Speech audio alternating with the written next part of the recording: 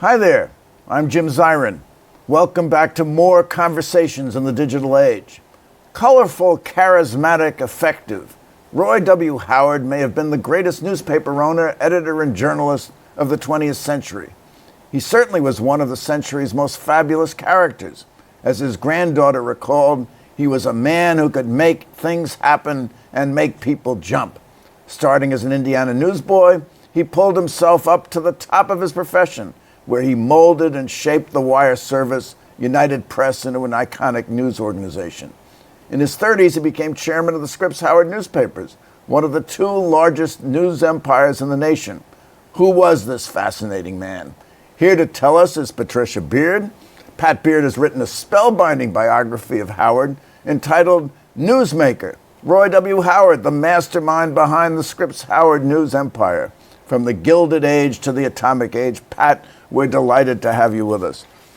Glad to be here. Now, you've written 10 nonfiction books on topics ranging from Christy Whitman to Morgan Stanley, and you're working on one about Douglas Dillon. Why did you choose Roy Howard? I had a piece of very good luck. The Howard family had been secreting away 50 years of diaries and thousands of pages of strictly confidential and sometimes destroy after reading memoranda. They were the background to history of a half a century. These were pieces of information which were never written about in his newspapers. They were sent to about 4 of his top editors, and the diaries were never read by anyone, including his own family. When those were offered to me, it was pretty hard for somebody who's interested in history and social history to resist. Well, based on this tremendous font of research that you did and documents you uncovered, are you able to tell us who was this guy? What made him tick? And why did he go into the newspaper business? Ambition was part of it. Passion was another part. Not only did he start as a newspaper boy, which you could say was the start of his newspaper career, but when he was in high school, he won a contest. And this was to the local Indiana newspaper to be the high school reporter. And he wrote each week, he would write a report, and they were paid by the letter. And so he used a different name. He used the name of his high school principal because it was longer than his. He went on from one newspaper job to the next, always in the Midwest, newspapers which were owned by different companies, but eventually by the Scripps Company. So he came from Indiana. He did. And you mentioned the Scripps Company. Tell us about the Scripps Company. E.W. Scripps was a real character.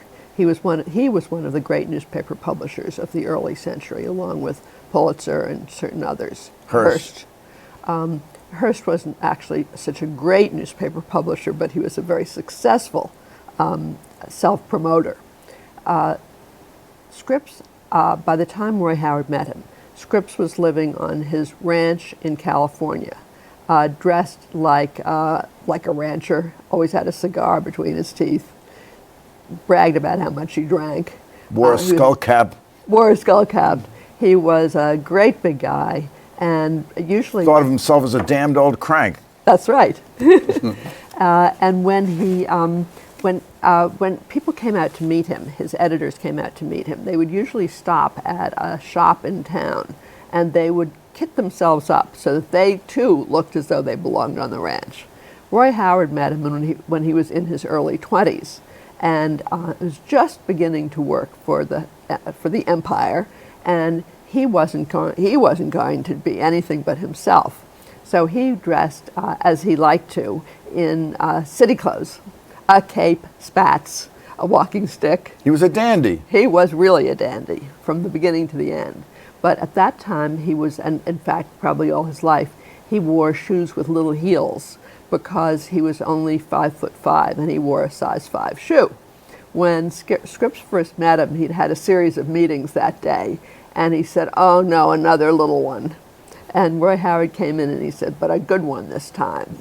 Later, Scripps would write about him that when he first met him, he described him as having unmitigated gall. Ah, unmitigated gall. Yeah. So was that the key to his success, his unmitigated gall? I think that was certainly one of them. The other was that he was fascinated by people, as any good journalist should be and is. And he wanted to know everyone.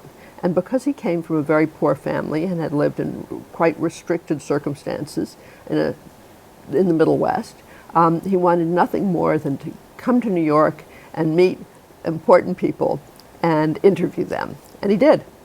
What kind of figured into the relationship was Scripps' acquisition of United Press.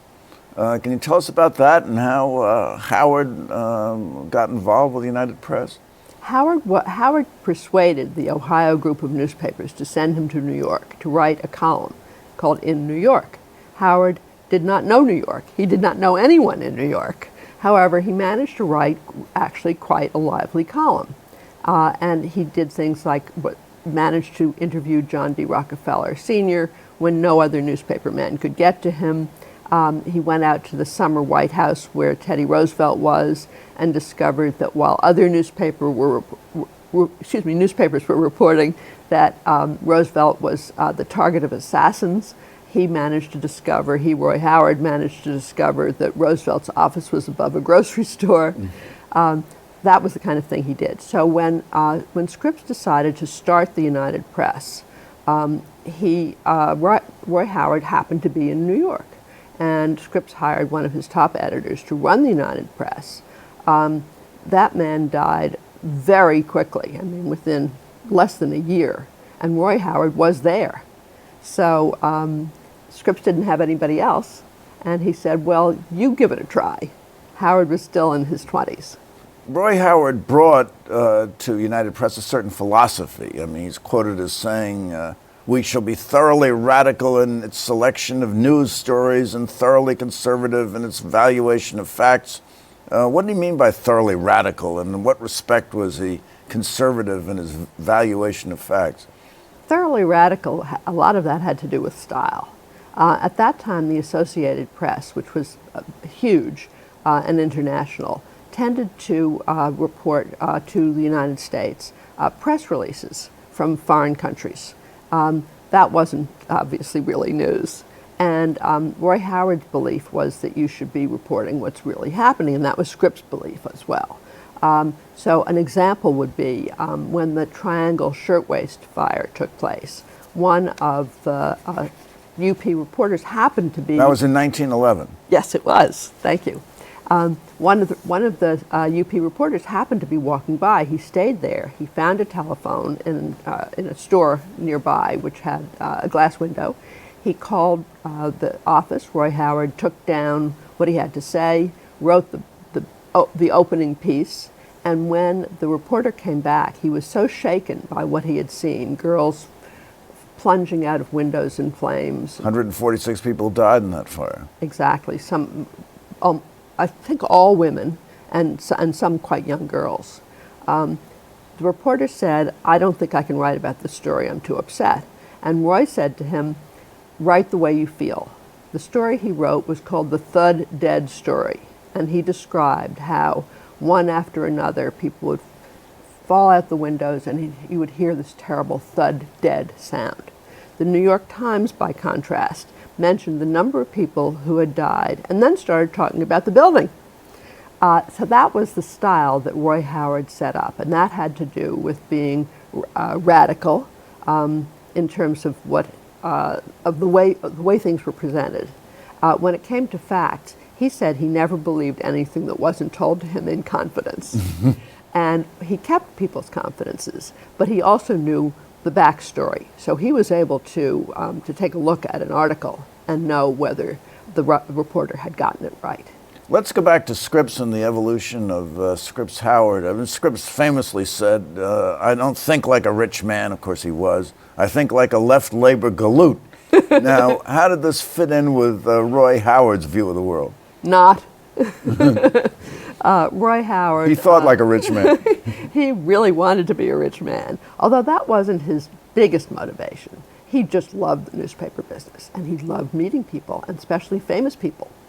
As far as being rich is concerned, he ended up rich, and that was a good thing for him. He lived splendidly, but that wasn't his primary goal. Now, Scripps had 3 sons, and empire builders normally tried to create a succession where one or more of their sons take over. How did Howard take over this empire from the Scripps family? Well, one son died. The second son got into a fight with his father over control, and then he died.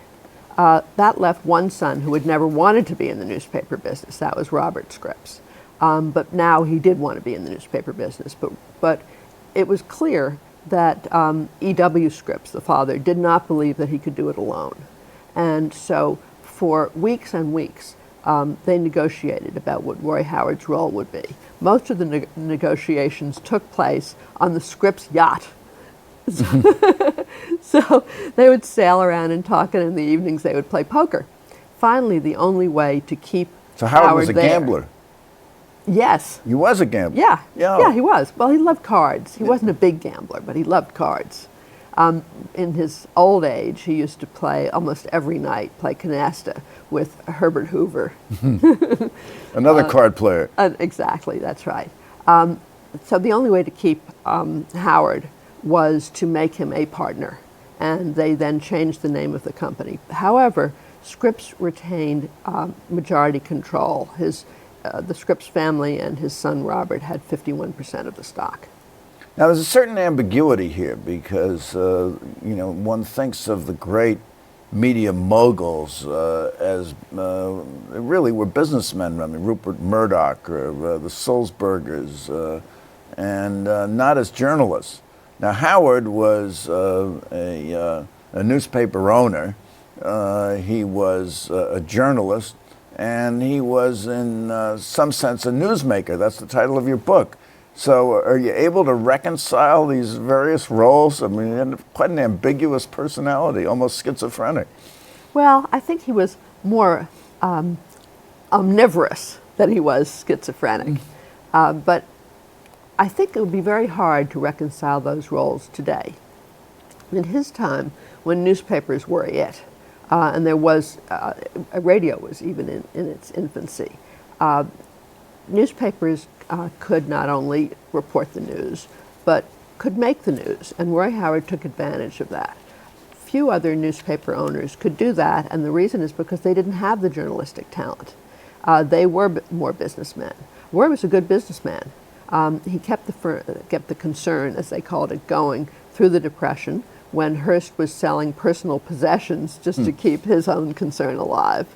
And I don't happen to be as interested in the business aspect of how it managed, because what we know is it was a great success until it wasn't. One of the ways he made news was by scooping his competitors through his relationships with various world historical individuals. Why don't you tell us about that?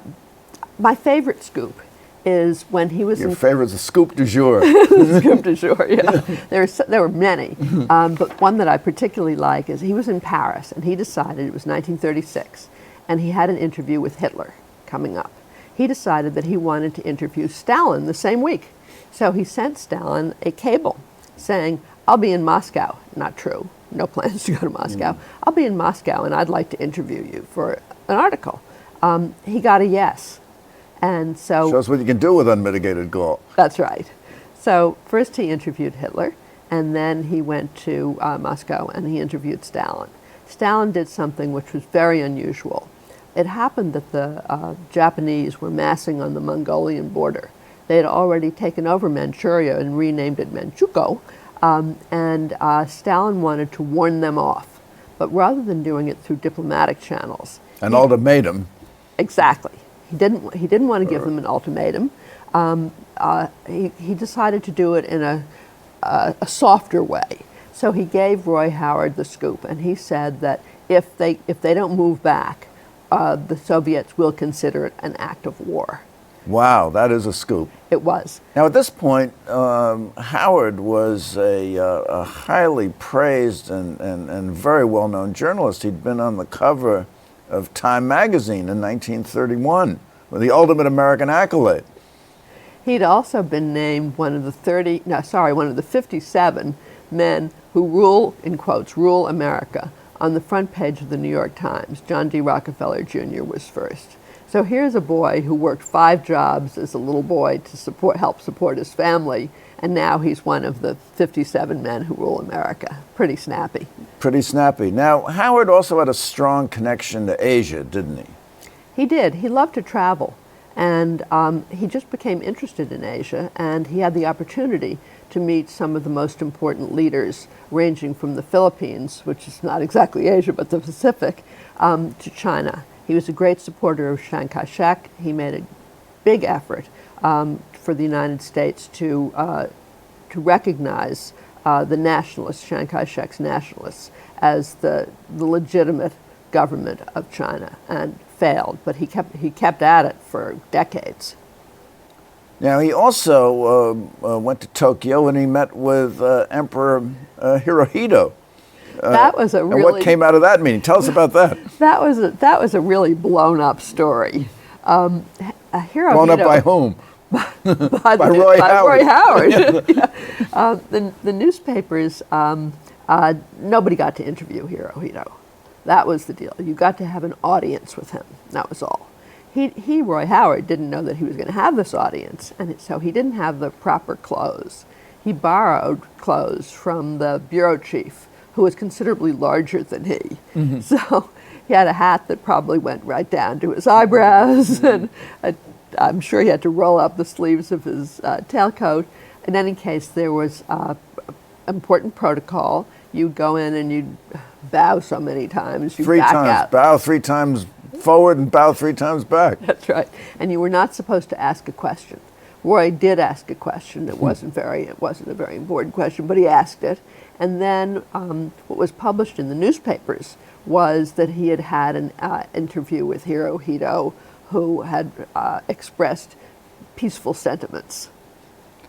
However, he came away from that meeting and concluded that the United States must build up its Navy to treaty limits. He did. So what did he base that on? Well, there were a number of reasons. One of them was that Hirohito, rather than wearing imperial gowns, was wearing a military uniform. That was a symbol. But you could see it all every place he went in the Pacific, and he had good relationships in the Philippines, and the Filipinos were very conscious of the Japanese aggression in the Pacific. And he came back and he told that to Hoover. He later told it to Roosevelt, didn't he? His biggest, he was, as you said, the advisor to every president from Wilson to Eisenhower. His most important and interesting relationship was with Roosevelt. That is to say, Franklin Roosevelt. That man. And so in 1933, in October, in the first year of Roosevelt's term, Roosevelt invited him to the White House, where they spent 7 hours talking. The two of them had dinner on trays in the library, and one of the things that they talked about was the Pacific problem, the fact that the United States didn't have much of a Pacific fleet, and how to get Americans to agree to pay for it, and also where it should be based. And one of the ideas was to base it in the Philippines, near Japan. The other was to base it in Hawaii, where the ships could be serviced. And destroyed. And destroyed, exactly. So who favored Hawaii, Roosevelt or Howard? Both of them, yeah. So they decided on Pearl Harbor. Well, I wouldn't go so far as to say they decided because Howard didn't have the power to make that decision, but they agreed that made the most sense. Well, and history will be the judge of that.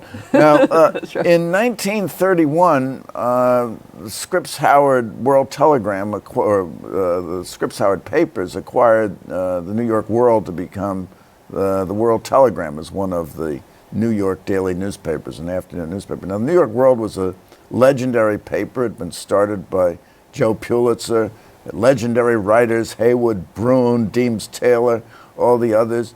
What was the interaction there between Scripps and Howard over the acquisition of the World? Scripps had died.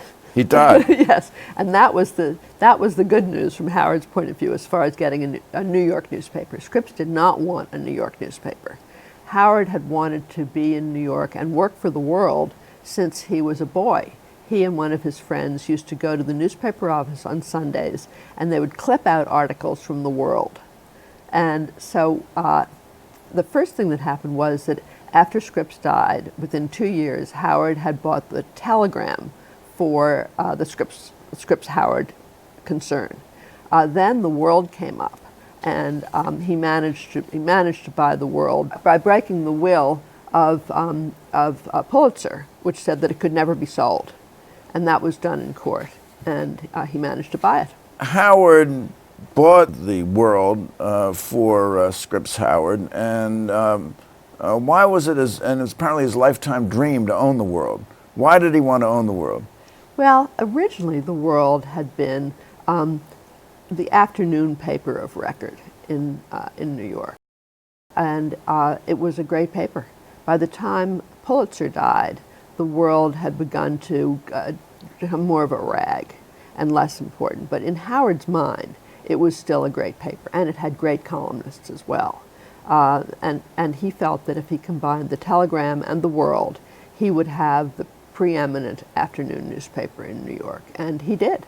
Howard continued in the newspaper business right up until the time he died in 1964. Tell what his office looked like in New York.